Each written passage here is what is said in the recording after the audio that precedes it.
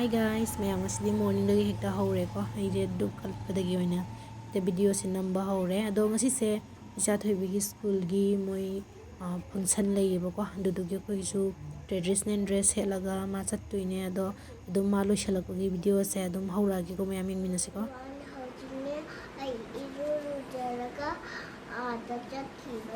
आधा थोड़े ट्यूशन दा दो बस तो लाइक एंड सब्सक्राइब तो न तदी आई हनुमान सारा लाइक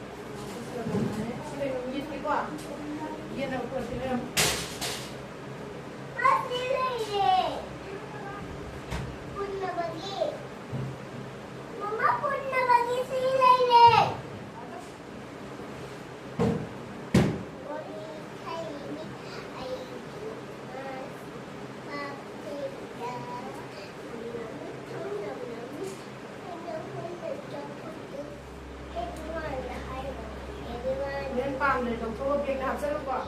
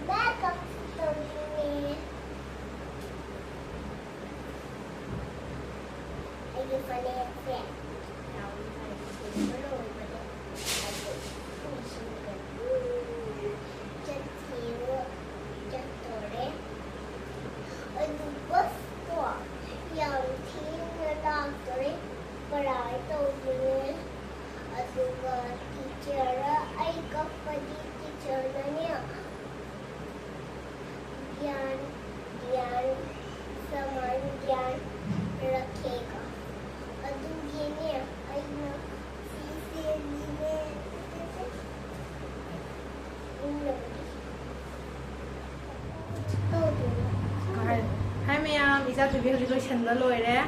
สักตัวไหนก็จะตัวไหนต้องรู้เลยนะ